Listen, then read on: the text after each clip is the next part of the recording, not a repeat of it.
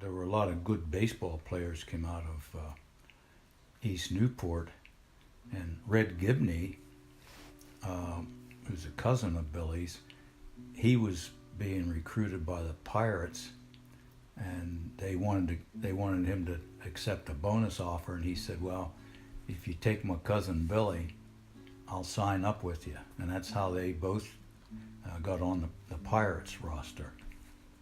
And Red Gibney eventually hurt his arm and was never able to pitch again. And Billy was with them in 41, then went in the service till 46, and he played 2 years in Pittsburgh at shortstop. And then he got traded to the Dodgers. It had to be early, maybe 51, 52, 1951 or 52, because it was while he was still with the Dodgers, and he left the Dodgers at the end of the 1954 season, went to Baltimore. He brought several of his teammates to Newport for an exhibition game in the early 50s, but I don't know the exact date. And they played a local sandlot team. And my dad took me to the game, that's what I remember, but I didn't know who Billy Cox was. But I knew he was from Newport. Who came to that game? Well, Roy Campanella, the catcher, he's in the Hall of Fame. Gil Hodges, first baseman. Duke Snyder, who's one of the leading home run hitters ever. Pee Wee Reese, the shortstop, was there. I forget who the pitcher was. It could have been Don Newcomb, but I'm not sure.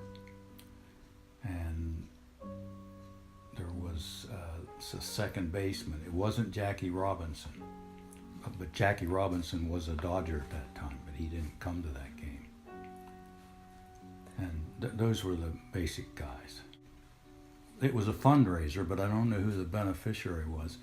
Billy, the way the folklore goes, Billy wanted to do something for Newport, raise some money, and that's how it started. But who organized it or instigated it, I don't know. It could have been for playgrounds, but I don't know that for a fact. It may have been for the Lions Club, who would disperse the funds as they saw fit. It was played Catchmer Field, where the baseball diamond at the high school is now. Who was the sandlot team that played the Dodgers? They were just local guys. Buck Wagner's dad was the big star, Norman. Buck's name's Norman also, he's a junior. I think B. Rice, who's Bob Rice, the football player's dad. They had some guys from New Bloomfield also that played. It wasn't just the Newport Sandlot team. There were a lot of people there. There were probably about the size of a football game. The one thing I remember, Duke Snyder, he was a left-hander, so he hit to the right side, right field. He hit one down onto Fifth Street. I always remember that. And Gil Hodges, who's a right-handed hitter, he hit to left field. He hit one that bounced off the fence behind the scoreboard, which is close to 500 feet. Those two I remember. Do you remember the crowd's reaction to those two hits? Oh, they just screamed and hollered, even though they're rooting against their own team. And then after the game, did they mingle with the crowd or sign autographs? Yeah, everybody sort of got on. They were in the infield. I know we left before the crowd broke up. There were a lot of people just talking, shaking hands and stuff. In 53, they were playing the Yankees, and he had the most runs batted in, which was 6 at the time. The record now is 8. And he hit 2 home runs and a double that drove in 2 runs. And he batted I believe 330, which was probably the leading batting average. He had a great World Series. They were in 3 World Series when he played with them for, I guess he was there 7 years. He wasn't a big home run hitter, but he hit home runs. One year I think he hit 18, which is which is sizable for a guy his size because he was rather lanky. He was had a wiry build, but he was not big. He had retired at the end of a little before. He got traded to Cleveland, and he didn't want to go to Cleveland because he could commute to Newport to see his family from Baltimore pretty regular when they had an off day or something, where he couldn't do that from Cleveland, so he retired. And he moved, he had a home in Newport, and it's Doc Cox's house, just outside of town on 849. And so we would see him around town. He would come to sports events, a very quiet man. But if you talked to him one-on-one, he could talk. And then he was a bartender at the hotel and at the Owls Club, and that's where I got to know him a little later. But in probably 1958, I played in a summer softball league. I played for Harry's Restaurant, which was down in 2nd Street where the pizza joint is now.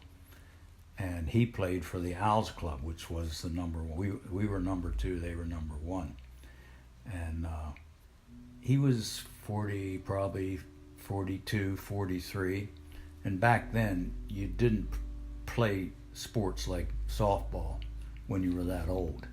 But they needed a guy, and he'd come up and watch the games, and they said, "Come on, Billy." And he was still amazing. He had such quick hands, and he was very nonchalant. I remember one time down at the Owls Club, they were talking because that was when the players started celebrating when they hit a home run or stole a base or something, and he didn't like that. He said, "You only celebrate when you win the game, and you don't celebrate too much because you have another game tomorrow."